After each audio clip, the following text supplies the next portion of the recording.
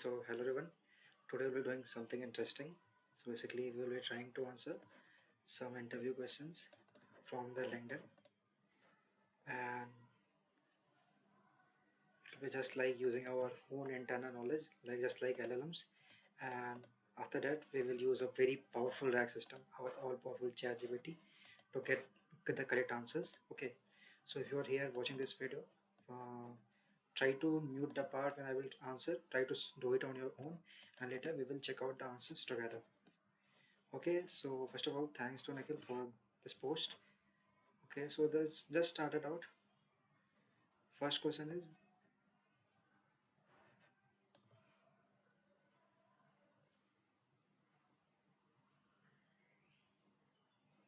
so why adding more features to the set degrade the model performance? Okay, so one of the reasons could be adding more irrelevant features could lead to learning from the noise.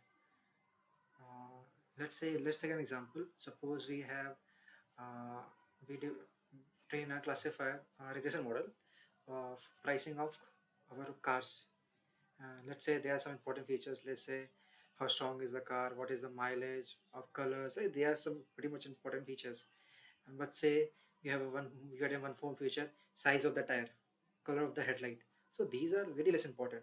But if you keep that features and use a powerful model, then definitely the model will try to learn from these features, and the answers they will use these features to get. So suppose it will try to learn that if the tire size is 2.5, let's say 20 centimeter, then the price will be higher. If it's 21 centimeter, price will be lower. But is would this really be the case? No, definitely not. So how would you identify and remove irrelevant features? Okay, so there are techniques to remove that. There's something on feature importance. I don't remember the exact library, but basically it give a proper sequence of the importance of the features. So why is gradient descent not guaranteed to find global minimum in non-convex loss function? Okay, so we know that in a convex function there is only one global minima, so it is very easy to find the global minima from the gradient descent. But if we use non-convex function, so there are multiple minima and there is one global, but they are very local minimas. So oftentimes it gets stuck in a local minima, so it won't get it is not able to get out of it to reach the global minima. Why should we prefer a simple modular logistic regression over a complex in some cases? Okay, so one of the reason could be the data set. Suppose we have a smaller data set, so using a complex model like neural network won't be good in that case. And also sometimes uh, we prefer, let's say, what could be the other reasons other than smaller data set.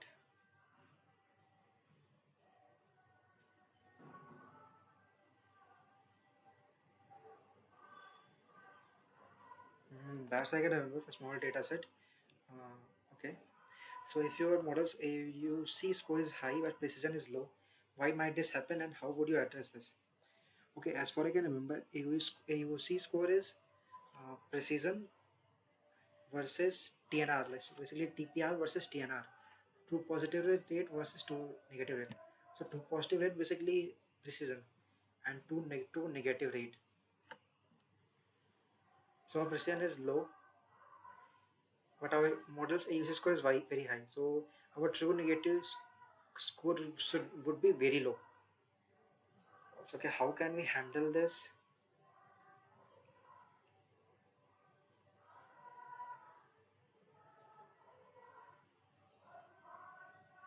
So one of the methods I'm just randomly thinking. So we can basically filter out or sample out the data set without data samples. We can set data points on which our model is doing poorly, and we can train some other classifier. Let's say what we do in ensemblings, like we can prioritize these data samples to train another classifier to improve our result. This could be one of the possibilities to address the situation. There could be would adding more data help in this situation?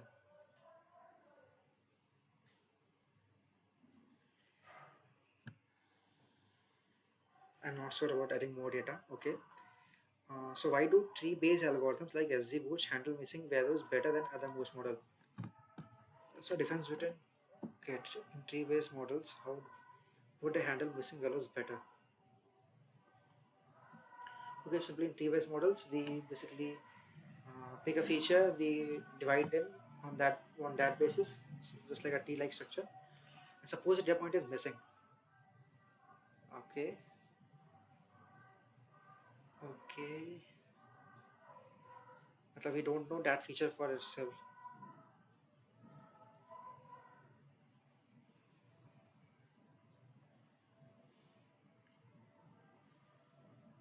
Acha, since we use multiple trees, could this be a helpful reason? Matlab, because in XGBoost and a forest, we use stack up multiple trees. Like we use multiple trees, different trees to get our like random forest, and there's other trees like XGBoost, Data Boost. Could this be a possible reason? I'm not sure yet. Okay, so let's move to natural language processing. So why is subword tokenization, byte pair encoding useful in handling rare cases? I've heard this for the first time. Why might overfitting be a bigger issue in LP tasks compared to the table data? Yeah, in LP we basically do work on natural languages. So absolutely, yeah, if you overfit it, let's say if we train a model usually on uh, a certain type of English language, let's say a very formal one. So it will be difficult to perform it on, let's say, casual English or a type of English we use in our WhatsApp or Twitter, like in that way. So generalizing because language is a bit of personal touch we need. So it's good to have a generalization matlab, as compared to tabular data. Okay, if you're training an NLP model, why smaller batch sizes lead to better generation of text data? Okay, I'm not sure what is meant by smaller batch size. It is meant by smaller tokens like using bigrams, trigrams, is this type of thing, or while training the model, the batch size we use is related to that. It was again, I'm not sure about this answer. Okay, why do transformer like GPT require positional encoding and how does it work? I know that GPT uses like positional encoding. Why does it use positional encoding? तो context के लिए होता है. We use it for like basically a context, uh, context or basically relation between the words. And how does it work? So how does it actually work positional encoding? Why does someone like GPT it require positional encoding?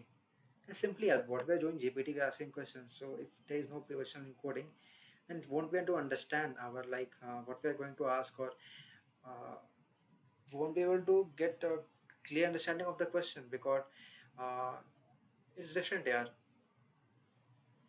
If one just reorders the entire words in a sentence, the things might differ. Like the maybe this could be the answer, but I'm not I can't properly answer it. Why might text summarization models struggle with long documentation? How do you overcome it? Not sure yet. Why is it important to check the distribution residuals in the regression analysis? I've read reduce residuals, but I don't remember it. Residuals, I'm not sure, but maybe when we try to fit our model, let's say using linear regression here, when we fit it and the difference between our prediction and the actual true label, maybe that difference could be the residuals. Maybe that is actually the distribution of residual. I'm not sure. But if that is actually residual, then why would it is distribution? Maybe to check how is actually how for it form our prediction. But I'm also not sure what's this one, so I can't pick this question. I can't answer this. If data set have same mean and variance, why might they have very different distributions? Here, mean and variance. Mean is like the center position we can say, and variance is how much it has spread. So let's say I pick I pick a standard normal distribution. This is one case, and I pick a second two times of standard normal distribution. So would these two are different distributions? So but they have same mean and variance. From that we can say, but would standard normal distribution and two times standard normal distribution would be a different distributions or the similar ones? Okay. Why it crucial to consider sample size when determining confidence in interval? I think higher sample size is good for determining confidence interval. I'm not exactly sure, but what there was a theorem. I'm not sure. A/B testing. I don't know A/B testing. Why do you, why might you use bootstrapping instead of traditional hypothesis? The person was more right set. Okay. The model is biased against certain demographics. Why might this happen, and how would you mitigate it? Yeah, this could be the reason due to the data collection. There was a very popular example, like I don't remember exact date, but around 1950s, 60s, there was a like newspaper or some television show, matlab, this kind of thing. They basically collected the data from all over America to know which president will win the election. So like they send maybe you can say postcards, posted or whatever they have at that time. So they used that to get the answer, and they found, let's say, President A won the election. But when the result came out, President B won the election. So what had happened basically, uh, the postcard was actually sent, actually used by the people who are basically rich or educated. No, like only certain section of the society. But when there is election, the entire America would participate. So this was the case. The bias was induced when they were predicting that President A would win the election. And to solve this, we would need to add have like this. We would remove this bias, and how can to do so? We can just add more data here to incorporate that section of sample or society. You can understand what I'm get saying here. You're tasked with building a recommender system for a new e-commerce site with much data. How would you approach this? I don't have experience with recommender system. Okay, just let's skip this for now. If your data set containing a high percent of duplicate entries, why might this affect your model's performance? I think it can do like a rote learning, like overfitting on that very data samples. So this could be one of the possible reasons. That kind of thing. Why might deploying a model trained on cloud GPU fail fetch on cloud edge devices? Mm-mm-mm. Do edge devices has GPU? No. To have CPU, I don't know what we say, but in edge devices we need things fast, like we need faster interference. Okay, but do generally cloud trained on GPUs are basically heavy, so there might be some listen to that, like they are heavy trained and we need to fast inference here. We need lightweight models. There might be some listen, but I'm not exactly sure. I have no experience in time series data. Okay, so that's it was for my all responses. So I did very terrible in NLP and statistics, I know. And then scenario based, I wasn't. I don't able to touch these two questions. And I was okay. And for the other, I just at least try to answer. Okay, so let's me use our ChatGPT to get the answer. I've already given a good prompt to prepare for the, let's say, startup. What kind of thing? Startup? No, just for the start. Just let me copy paste it. I'll give the entire one. I also added the thing section. So let's see how it will respond. We'll do speed up because we have already great cursor dimensionality. Great, yeah. I was thinking of this feature. Noise, great. I was thinking about also this. Identification. Use feature importance. Okay, random forest. I use this word keyword. Okay. Removal is recursive feature elimination. Okay. Or lasso regression. Lasso strings irregular weights to zero, simplifying as a regression. Uh, regression, simplifying the models. Okay. You identification, use feature importance, with maps. Okay, great. Why isn't I have discussed it. Okay, I was correct in this part. Okay, I didn't mention the initialization part, so I can use it. Faster training frequent parameters. Okay, yes, this I use work on less data set. I only part use this one, but this is also good. Important simplicity and repeatability. Yeah, this is your because the DL models are just black boxes. The faster training. Yeah, this is a part I missed. I also about low precision. How to fix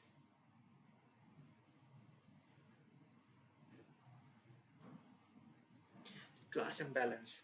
Okay,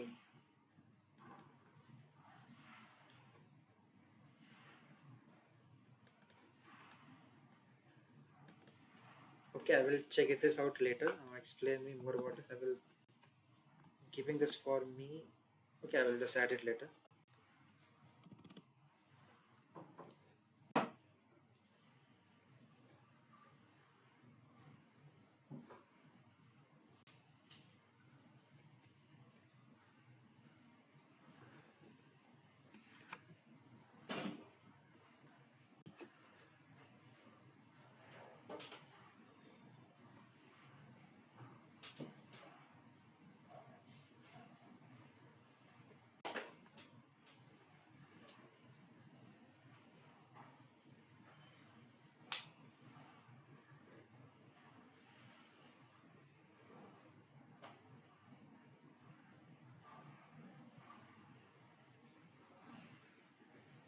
Okay, okay, okay. Yep, this I understood.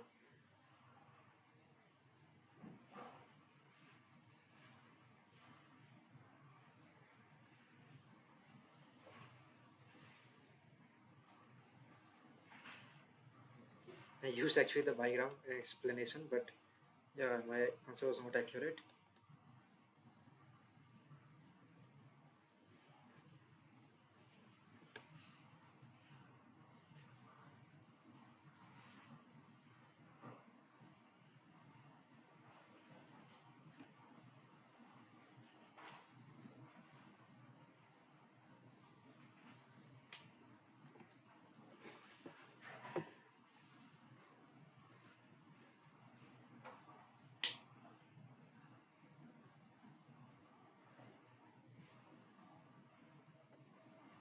Actually, the answer on ChatGPT, like I need to change the prompt. I thought that short answer would be better, but for some part I'm not able to understand. Okay, you can try it on your own, like maybe change the prompt or look for other sources to get answers. Anyway, just let's walk through it. Non-linearity.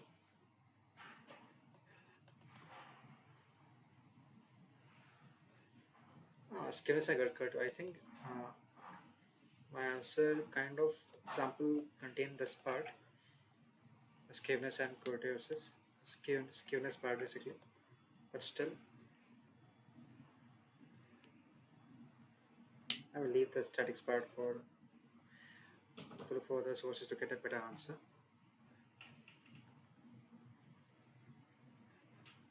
Then post changes of proxy features. This part I included. Okay. Goal start. What is called use item metadata. Acha. Okay. Ask the user or use context based filtering. Okay. Categories. Okay.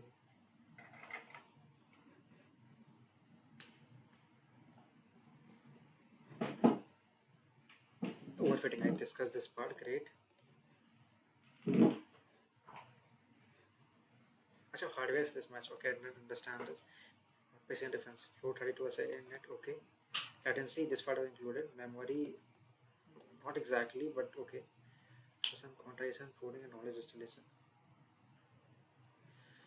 Okay, so I will need to look for the answer in either source. I will try to look for the answer maybe post on LinkedIn. Okay. Okay, so that's it for now. Bye bye.